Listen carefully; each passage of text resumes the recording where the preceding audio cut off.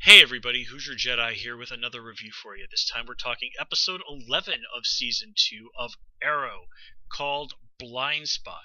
And that's a very well chosen title because this episode really does deal a lot with the blind spots for people that the characters in this episode really have. For Oliver, his blind spot is Laurel. For Laurel, her blind spot is, in a way, Sebastian Blood. And for Sarah, her blind spot is Professor Ivo. So let's just kind of get right into things. And since I mentioned her, let's start with what's going on with Sarah and Professor Ivo. Now, just listening to her talk about him in this episode, it's kind of... Sorry, I think my phone just went off. Okay, well, I'll get to that later. Anyway, as I was saying, listening to her the way talk this episode, it really kind of sounds like she came down with more than a little bit of a case of Stockholm Syndrome while with him, which is, of course, why she's even willing to consider that his offer might be genuine.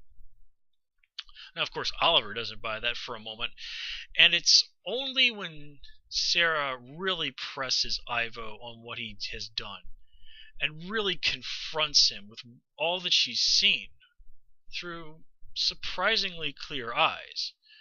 Then again, if Sarah didn't have a much better read on what kind of a guy Ivo really was, after he murdered a woman right in front of her, she'd look like a real dumbass. And of course, it doesn't take long for Ivo to show his true colors. So in that case, Sarah's blind spot is erased. She sees clearly. Speaking of seeing clearly, now correct me if I'm wrong, but weren't Slade and Shadow and Oliver basically living in the fuselage of that plane for a pretty good while? Weeks, months. And yet when they return there, there's still like half a skeleton of a dead guy laying on the floor. I mean, I know that the fuselage of a crashed aircraft is probably not a place that's going to win any kind of Home and Gardens awards, but seriously, guys, you can at least clear out the dead human remains from the place if you're going to be living there. This isn't like Fallout, like a Fallout game or something. God almighty. Sorry, I've been playing an awful lot of Fallout New Vegas lately, so I've got that sort of thing on the brain a bit. I mean, hey, somebody's got to make sure the NCR triumphs over Caesar's Legion, right? Anyway, getting on to it. Coming over to Laurel. Well, we've already talked about how, despite their relationship being pretty firmly in the past, and everybody acknowledges this, which I do like, Oliver still, does have a bit of a blind spot for Laurel. He just, if it was anybody but her. And I like how Felicity is really basically saying, like, how do you know she's not setting you up for make sure to give the SWAT team another crack at you? Because, the SWAT teams this season have come pretty close to getting Oliver. They've even come close to getting him this episode. So, I like that Felicity is, raising a perfectly logical situation there. And of course, we also have Dig offering his counterpoint to what's going on in this episode. And, these aren't really, this is about as reasonable a use for these characters as we can ask for an episode where they really do have pretty minor parts. But anyway, I just like the fact that Dig and Felicity, even though they are minor characters in this particular episode, are not wasted. They do have something important and useful to contribute that is in keeping with their characters. Now, getting on to talking about Laurel. First of all, the whole addiction thing, well, people have been saying, for somebody who's got an addiction problem, Laurel has not been showing any signs of it. And, that's a fair criticism of the show. But, give Kitty Cassidy some credit. When she's been busted and is in the police station, she suddenly looks like hell. And, I mean, they even say in this episode that Laurel had been looking kind of like hell lately. Yeah. Not that we ever noticed that personally. No. The makeup artists on Arrow have been doing have been doing their job on Kitty Cassidy. Oh, that didn't come out quite right, but you understand what I'm saying. Anyway, But anyway, that scene between her and Paul Blackthorne. And I'm really annoyed with myself for not having realized that Laurel had stolen Quentin's pills earlier in the season. I was like, damn. Of course, we do get a very nice shot of the pill bottle with his name on it in this episode. So that makes it 100% clear. So, nice job for the show there.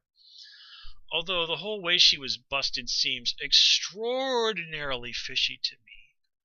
I mean, she didn't even try to offer up the excuse of, my dad left his pills at my place. Now, granted, that would mean Quentin would have to, lie and all this other stuff, but is that really that big of a stretch that he'd go along with that in order to save Laurel's career? Kind of a moot point because, hey, Laurel's career is, at least in the DA's office, is pretty well shot. And give him credit, at least Adam was about as nice about that as he could. And I did like the fact that he flat out points out to Laurel that he did Vertigo. He begged the Count for more Vertigo on live TV. I was kind of wondering, like, how in the world does Adam still have a job? Man, Kate Spencer must be a pretty generous boss, because something like that happening would basically be career suicide, no matter what happened. I mean, well, you know how we are, my countrymen can agree, guys. You know how we are in America. And even under circumstances like that, a guy, someone in the district attorney's office begging a drug dealer for drugs, no way would this guy's career exist afterwards. It doesn't matter what happened. He would be just mauled in the court of public opinion. Because that's how we roll in America. Oh well, no place is perfect, right? But anyway, give Brother Blood some credit. He does masterfully orchestrate this whole thing of can't talk. He does masterfully orchestrate this whole thing of convincing Laurel that it was the dirty cop who was one wearing the mask, and of course getting Laurel kicked out of the DA's office. And the really great thing about all of this is that, yes, even after this very, very good villainy, Slade is not that impressed. I just love that Brother Blood, very competent, very scary villain, is terrified of this other guy. And, of course, at the very end we see Slade pop up in what seems to be the metal updated Deathstroke mask, and he just goes to town and slaughters these four guys and gives Sebastian a little love tap to remember him by. And it's just like, oh, yeah, that's what it should be like to be around Deathstroke. The guy is just an absolute death machine. It's perfect. Oh, man. Props to whoever brought up the idea of putting Manu Bennett in the role, because he is seriously, outside of Ron Perlman's voice work on Teen Titans, this is the greatest incarnation of Deathstroke I think we could possibly ever ask for. Oh, I'm sorry, I am just so loving it. And oh man, Oliver versus Deathstroke is gonna be great. It's gonna be awesome. This is so gonna top what happened when he fought Malcolm Merlyn last season. Oh man, and can you imagine if Deathstroke and Malcolm Merlyn teamed up or fought each other? Oh, the possibilities. And speaking of possibilities, well, let's go and move over and talk about what's happening with Roy. Now, first of all, give Colton Hayes some real credit. That scene with him crying at the hospital, oh man, that guy, he completely knocked it out of the park there. Now, he's been doing lots of great stuff with Roy, but really, Roy is a guy who just seems to be sort of oscillate between angry, frustrated, a little bit flustered occasionally. Here, this is the side of Roy we really do not get to see very much of. And Colton Hayes sells it. He takes it to town. And it's great. And this is also, I think, an episode that really is the best portrayal of Sin that we've gotten so far. Now, she's really been on the fringe of things, but Roy becoming her confidant on the whole "I've got superpowers" thing, well, that finally gives her something genuinely interesting to do other than just sort of hang around Black Canary and be snarky. And of course, this whole episode solidifies that she's kind of moving into Thea's circle of friends, or at least acquaintances. There are people online who've sort of speculated that we're looking at the formation of some sort of prototype of the Teen Titans here. I don't really know if I'm going to go that far. But one thing that did occur to me while I was out getting dinner today, I was thinking about Roy and his whole situation.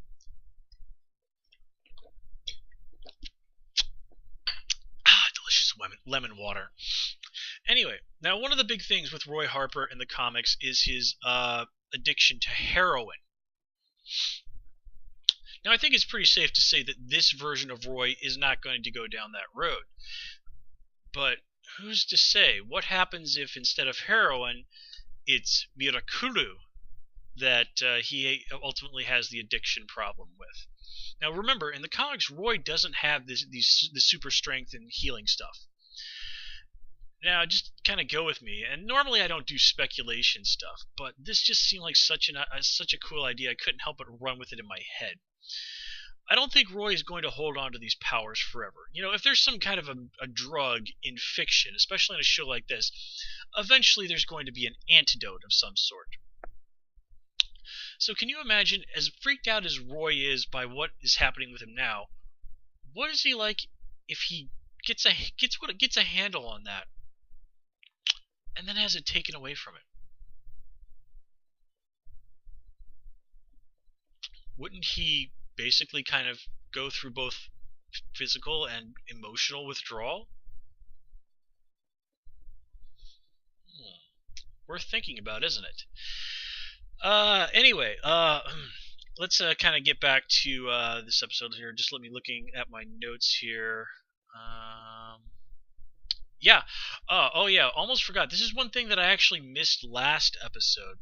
And it's mentioned that Brother Blood's mom is locked up in St. Walker's hospital. St. Walker is actually the name of a character from the Green Lantern comics who is a member of the Blue Lantern Corps. Yes, there is a Blue Lantern Corps and a Red Lantern Corps and an Orange Lantern Corps, and, well, they're not called the Yellow Lantern Corps, but they exist. Well, yeah, you kind of get the idea. Although the Indigo and Violet tribes are not corps. They are the Star Sapphires and the Indigo tribe. And yes, there are Black Lanterns and White Lanterns, and as goofy as it all sounds, it's really cool. Seriously, it's some of the best ideas they've introduced in Green Lantern since like the 60s. It's great stuff. Seriously, go read Green Lantern. But anyway, yeah, this is another really solid episode. The pieces are moving around the chessboard. The bad guys are doing cool stuff. The heroes have been tricked. Just so much is going on, and it's great. I'm loving it. You know, this episode doesn't quite leave me in that, oh god, I want more state that the season finale of Sleepy Hollow left me in earlier this week, but it's still really good. It's really good. Oh, I can't wait. I can't wait for the next episode. I cannot wait for the Flash TV show. Oh god, guys. We are truly blessed to live in this day and age as superhero fans. We really, really are. Okay, well anyway, enough gushing and probably making myself look exceptionally foolish on the internet. But hey, if the internet is not there for us to do things that make us look exceptionally foolish, what is it there for? Oh right, people without clothes on. Well, that's human nature now, isn't it? Anyway, I believe I've said enough embarrassing and ridiculous things on the internet for one night, so I am going to call it here. As always, guys, please comment, rate, and subscribe, and of course you can follow me on Twitter at Who's Your Jedi. Until next time, take care and have a good one.